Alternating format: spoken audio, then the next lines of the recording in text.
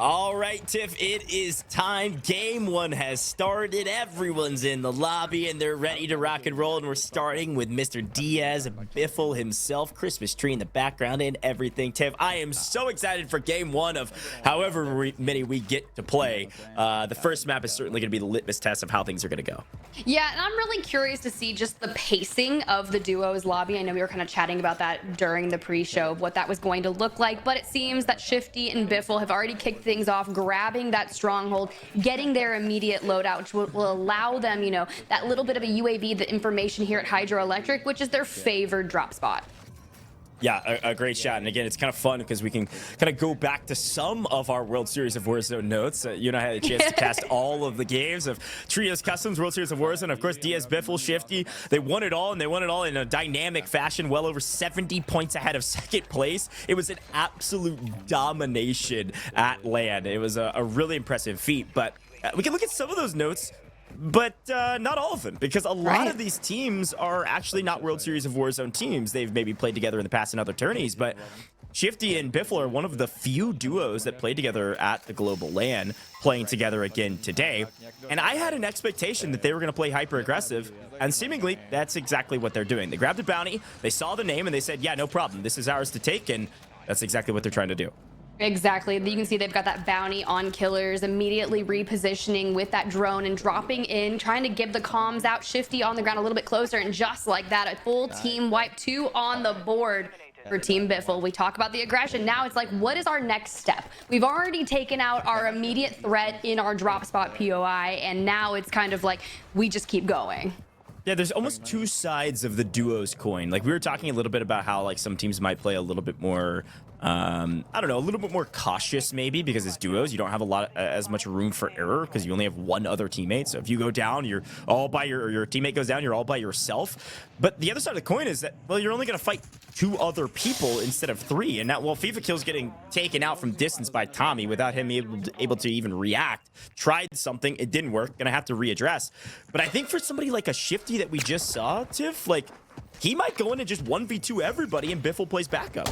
I mean, that's a very safe thing to assume here, as Sir has found himself in the gulag. And if you're going up against Allman in the gulag, it's the last thing you really want, but he's got a lot of damage down and not a lot down to him, and he will take him down. But Huskerrs finding himself in the gulag earlier. I know we were talking about that pacing that we were looking for, and it seems like a lot of our teams are getting into that action early. Booyah and Swagg, the next duo, to see kind of what is going on. Now, this duo, Goj, we've seen them plenty of times playing in a threshold of 2v2 tournaments galore, and no stranger. They've got a lot of chemistry here, so I'm excited to see what they do.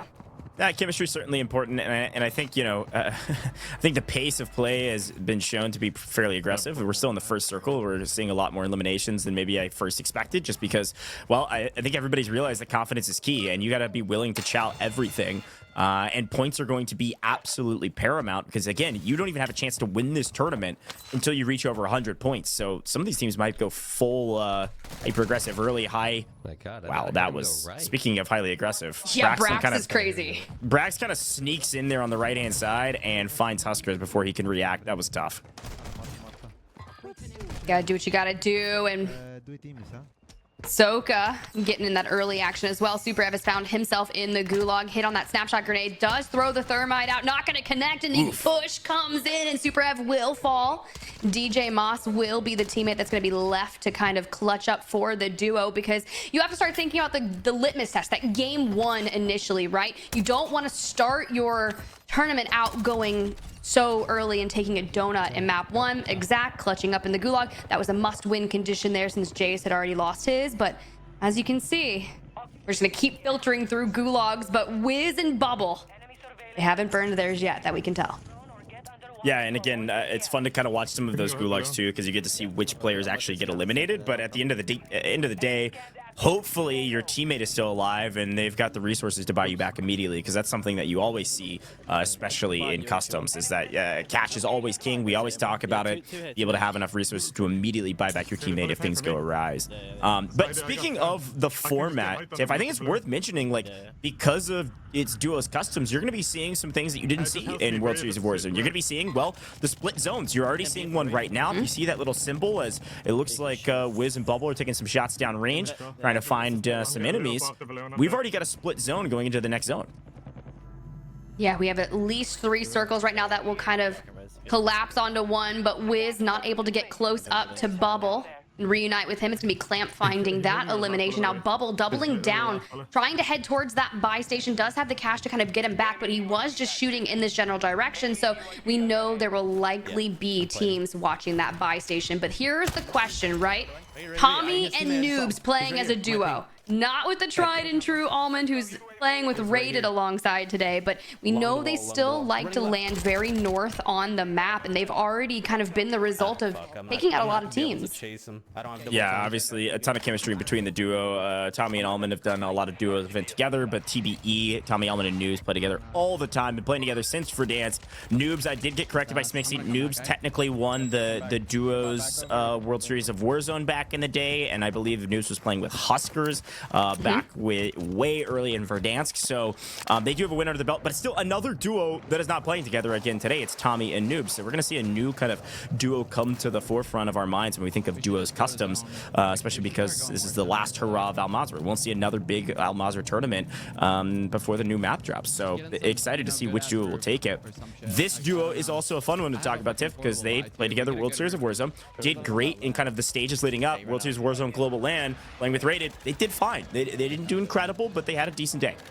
Yeah, they definitely did, and I love that they're bringing in the young gun Adrian alongside Aydan. They're both incredibly talented when it comes to fragging potential, and I had a chance to sit down and chat with them and do an interview back in London, and honestly, just some solid people indeed. But before we get there, Biffle and Shifty, right? This is going to be the team that's on everyone's mind. How are they going to perform? Will they take another tournament win today? They've already racked up a couple eliminations before we check on board with Apathy and Slack, who have run into a little bit of mix here. Speaking of a long-standing duo as well, not only in Warzone, but they both played CDL, been friends for a really long time. It's fun to watch them in tournaments because they're so good at playing their life, and that was a fantastic grenade to set up the elimination there for Slack. Made it easy on his friend, grabbing that knock. This is going to be such a tough rotation, though. Playing from low ground, gas at your back, a team holding you from high ground. You're gonna have to pull out all stops here in order to stay alive, and that's what they're trying to do. Smokes galore and wide rotating as the zone begins running behind them. These split zones can be fairly punishing. Get held from multiple angles as you get closer and closer to center. It'll be fun to see what the teams do to try to mitigate some of that RNG and figure out how to win these circles.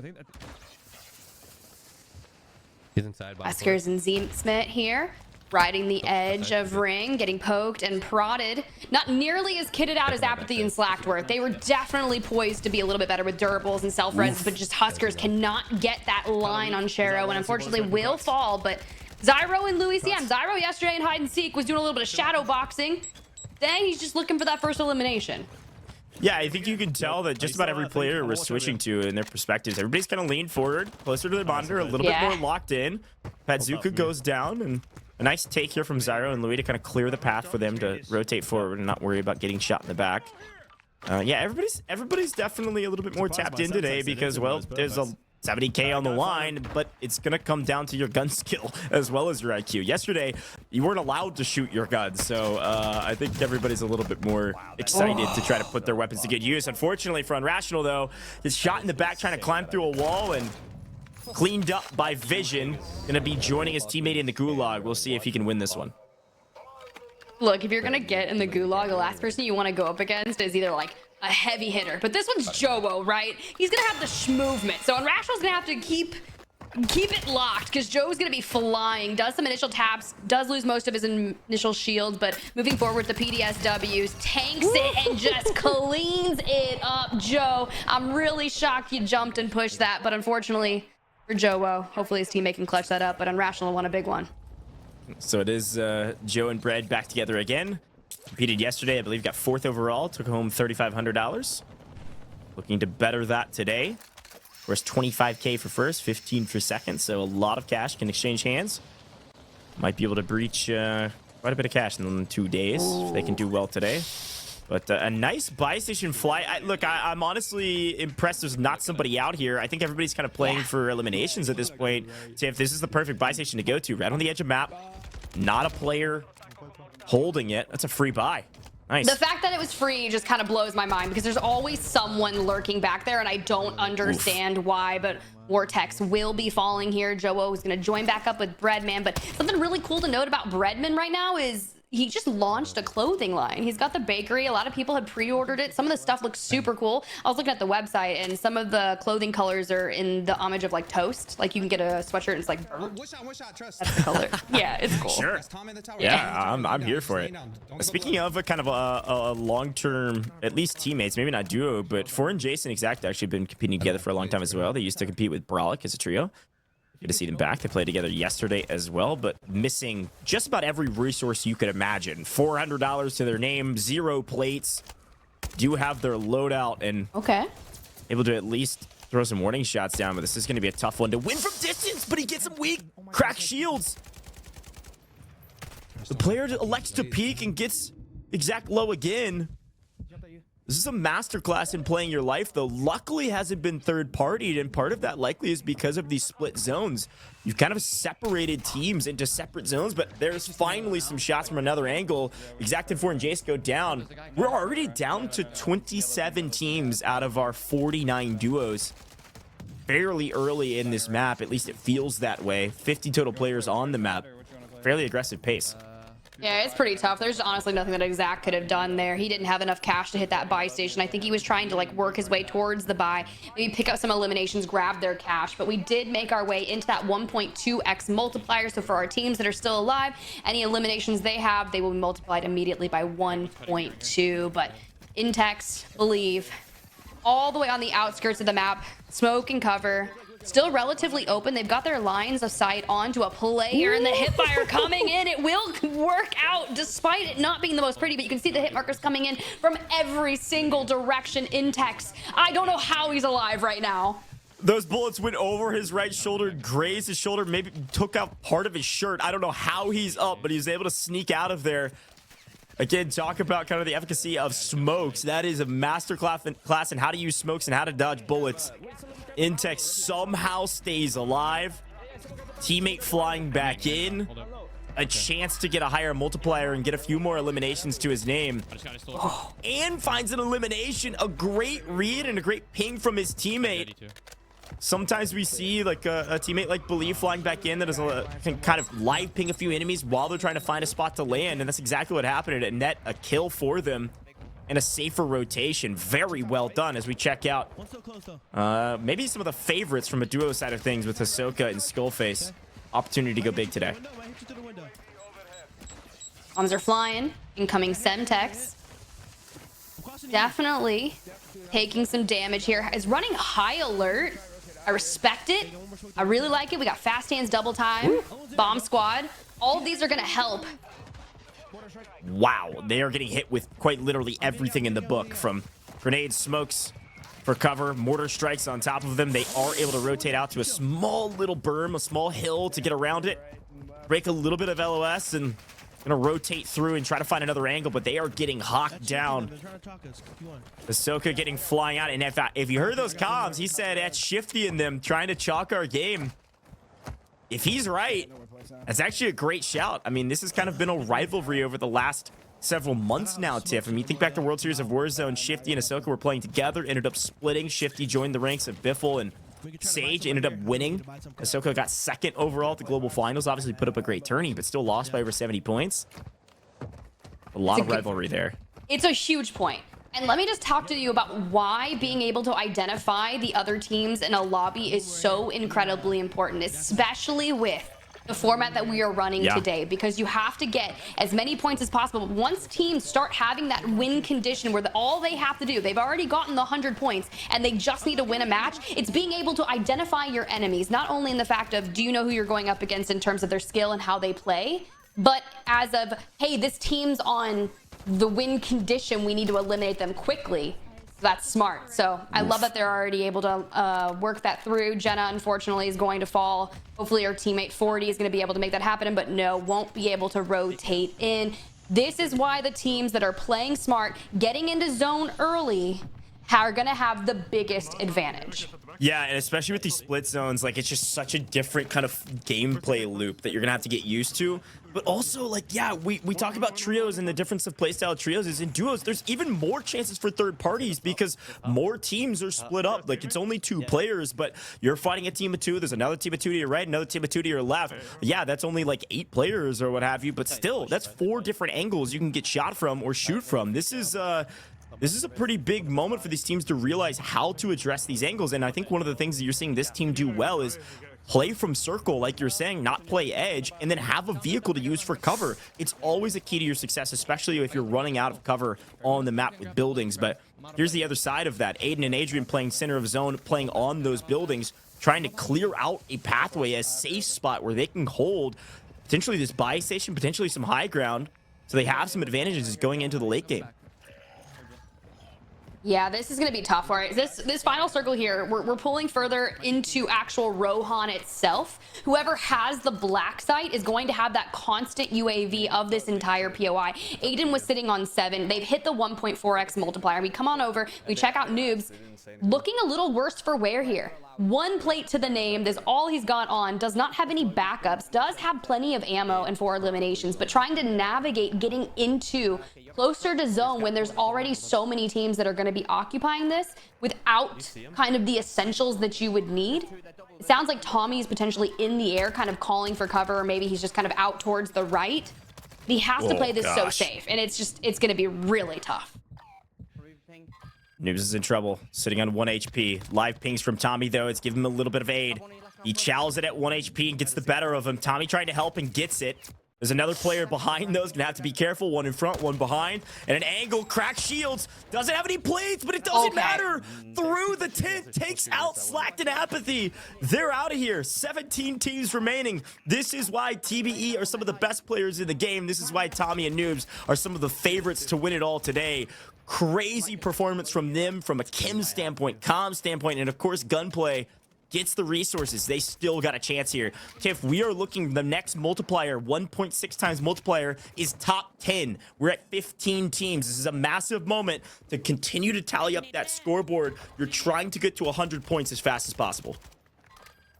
Doing everything that they can, and Smixy, just a mainstay in the Call of Duty community. Love seeing her play here today. She's actually picked up Echo for her duo. Had a chance to talk to Echo at World Series of the Warzone. He was playing with Bubble and Tomster Bomb. They're kind of filtered out throughout different teams here today, but Smixy and Echo, no stranger to competing together. I've even competed with Echo, and that man can clutch up anything. So just curious to see what they're going to look like here. They do have a couple of eliminations, but have to rotate further into Rohan. They're going to elect to take the vehicle. But who is on the tower? Who? I mean, hey, play for placement if you already have some eliminations. Now, if you only have 1 times 2 is only 2, but we'll see. Nobu Spartan in trouble. Nobu had a great day yesterday, got 2nd overall with a fantastic performance, winning one of the last couple maps we were able to run. Today, trying to better that performance, trying to win it all, but unfortunately goes down. Bubble, Wiz, playing well together, one of our EU squads, but they are low on fuel, so all you can do is use this for cover. And there you go. Wait, did he have a fuel can? Yo, did they just hijack Smixy's vehicle? I don't know, but they put some fuel in it on the go. I'm pretty impressed. They had some forward thinking with that. We'll see if it pays off in the end. But speaking of top teams still alive, somehow back at it again. Shifty, Biffle, 13 teams up, looking for top 10 for the next kill multiplier. Smixy as well. Smixy on high ground position, but outside center of zone. Gonna have to rotate here shortly. Needs to clear a pathway. I think this is going to be a really solid position. It does pull kind of straight over towards that next building, but having that high ground in this zone is very critical so long as you can kind of keep that alive. But Chrissy also into the mix. Only 1 elimination here, playing with Clay. She has been just through and through one of some of the most impressive women competitors that I have seen. And honestly, not even just women competitors alone, just Call of Duty competitors. Showed out in the World Series of Warzone last chance qualifiers, almost made it to LAN, and now is showing you why she is here to play. All right, Tiff, we've made it to the 1.6 times multiplier. 9, count it, 8 actually teams remaining, 14 total players, so mostly duos across the board. And somehow Biffle and Shifty have found their way to in-game as per the usual. We'll see how many eliminations they have. Of course, that's the most important thing. Your multiplier is super helpful, but not everything. Kills are the name of the game, and well, guess what? Spotted one off in the distance. Vortex and Blade, former World Series of Warzone winners back in the day. Not the global LAN, but the time before that. In trouble, but quickly get the flare off. Tiff, 7 teams remaining. 1 floating for this duo. It's going to be difficult to play by yourself, but it's not impossible. Playing on this low ground position, we've seen in circles here time and time again. The question is who can maintain low, who has high, and who comes running in late. Great win there from Vortex. Blade still floating. It's going to be a wipe onto Soka and Skullface there, so that's going to be a big one. A massive take. But where do you go from here? Look at this moving zone, Tiff.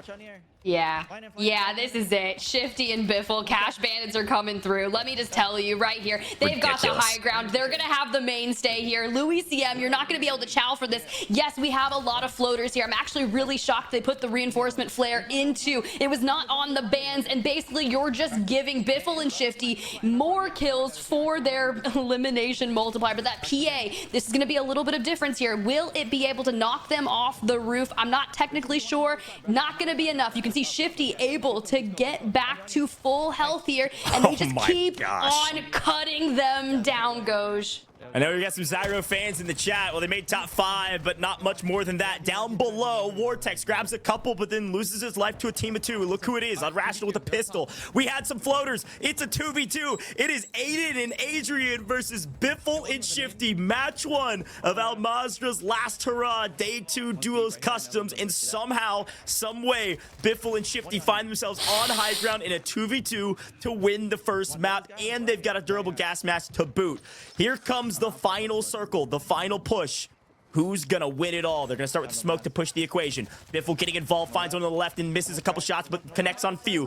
Biffle goes down, it's up to Shifty. It's a 1v1, Aydan versus Shifty. Who's gonna take it all? The brand new IGL, the World Series of Warzone winner versus Aydan. Yes, Shifty wins it, takes down Adrian and Aydan. Adrian and Aydan, a great map, but not taking down the champions, Tiff.